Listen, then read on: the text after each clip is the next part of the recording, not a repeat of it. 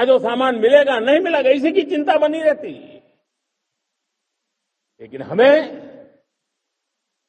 Made in India की शक्ति हमारे हाथ में थी, सेना के हाथ में थी, इसलिए बिना चिंता, बिना रुकावट, बिना हिचकिचाहट हमारी सेना अपना पराक्रम करती रही। और ये पिछले 10 साल से लगातार डिफेंस के क्षेत्र में आत्मनिर्भरता पर हम एक मिशन लेकर के चले हैं, उसके नतीजे आज नजर आ रहे हैं। साथियों, मैं एक और विषय पर आपका ध्यान आकर्षित करना चाहता हूं। ये बात से कोई इनकार नहीं कर सकता कि 21वीं सदी टेक्नोलॉजी ड्रिवन सेंचुरी है। और जब टेक्नोलॉजी ड्रिवन है और इतिहास की तरफ नजर करें तो पता है, इतिहास गवाह है, जिन जिन देशों ने टेक्नोलॉजी में महारत हासिल की वो देश विकास की ऊंचाइयों को पार कर गए, शिखर पर पहुंच गए। आर्थिक शक्ति नए पैमाने पर पहुंचती गई। हम जब टेक्नोलॉजी के अलग अलग आयामों की बात करते हैं तो मैं आपका ध्यान आकर्षित करता हूं सेमीकंडक्टर्स पे। उदाहरण के तौर पर बताता हूं, मैं यहां लाल किले से किसी सरकार की आलोचना करने के लिए खड़ा नहीं हुआ और नहीं मैं करना चाहता, लेकिन देश की युवा पीढ़ी को जानकारी होना भी उतना जरूरी है। हमारे देश में 50-60 साल पहले सेमीकंडक्टर को लेकर के फाइलें शुरू हुई। 50-60 साल पहले फैक्ट्री का विचार चालू हुआ। आप मेरे नौजवानों जानकर के हैरान हो जाएंगे, आज सेमीकंडक्टर जो पूरी दुनिया की एक ताकत बन गया है, 50-60 साल पहले वो विचार, वो फाइलें अटक गई, लटक गई, अटक गई। सेमीकंडक्टर के विचार की ही भ्रूण हत्या हो गई। 50-60 साल गवा दी। हमारे बाद कई देश सेमीकंडक्टर में आज महारत हासिल करके दुनिया में अपनी ताकत को प्रस्थापित कर रहे हैं। साथियों, आज हमने उस बोझ से मुक्त होकर के मिशन मोड में सेमीकंडक्टर के काम को आगे बढ़ाया है। 6 अलग अलग सेमीकंडक्टर के यूनिट्स जमीन पर उतर रहे हैं। 4 नए यूनिट्स को हमने ऑलरेडी हरी झंडी दिखा दी है, ग्रीन सिग्नल दे दिया है।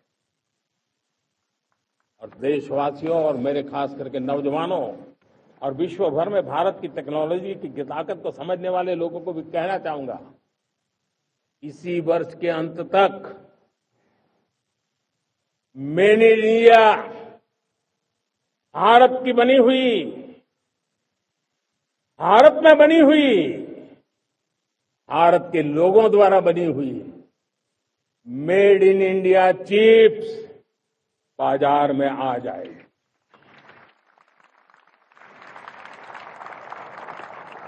मैं दूसरा उदाहरण देना चाहता हूं। अब ऊर्जा के क्षेत्र में हम सब जानते हैं कि हम एनर्जी के लिए बहुत सारे देशों पर डिपेंडेंट है। पेट्रोल हो, डीजल हो, गैस हो, लाखों करोड़ रुपए हमें खर्च करके लाना पड़ता है। हमें इस संकट से देश को आत्मनिर्भर बनाना, ऊर्जा में आत्मनिर्भर बनाना बहुत जरूरी है। हमने बीड़ा उठाया और आज 11 वर्ष में सोलर एनर्जी 30 गुना बढ़ चुकी है। हम नए नए डैम बना रहे हैं ताकि हाइड्रो का विस्तार हो और हमें क्लीन एनर्जी की उपलब्ध हो। भारत मिशन ग्रीन हाइड्रोजन लेकर के आज हजारों करोड़ रुपए इन्वेस्ट कर रहा है। भविष्य की ऊर्जा को ध्यान में रख करके, ऊर्जा के क्षेत्रों को ध्यान में रख करके भारत न्यूक्लियर एनर्जी पर भी बहुत बड़े इनिशिएटिव ले रहा है। न्यूक्लियर एनर्जी में 10 नए न्यूक्लियर रिएक्टर तेजी से काम कर रहे हैं। 2047 तक, जो कि हमने विकसित भारत का लक्ष्य तय किया है, जब देश की आजादी के 100 साल होंगे, हम परमाणु ऊर्जा क्षमता 10 गुना से भी अधिक बढ़ाने का संकल्प लेकर के आगे बढ़ रहे हैं। मेरे प्यारे देशवासियों, रिफॉर्म एक निरंतर प्रक्रिया है। समयानुकूल परिस्थिति के अनुसार रिफॉर्म करते जाना होता है। हम न्यूक्लियर एनर्जी के क्षेत्र में बहुत बड़े रिफॉर्म लेकर के आए। अब हमने प्राइवेट सेक्टर के लिए भी परमाणु ऊर्जा को उसके द्वार खोल दिए हैं। हम शक्ति को जोड़ना चाहते। मेरे प्यारे देशवासियों, दुनिया जब आज ग्लोबल वार्मिंग को लिए चिंता करती है, तब मैं विश्व को भी बताना चाहता हूं कि भारत ने तय किया था कि हम 2030 तक क्लीन एनर्जी भारत में 50% पहुंचा देंगे। ये लक्ष्य हमारा 2030 तक था।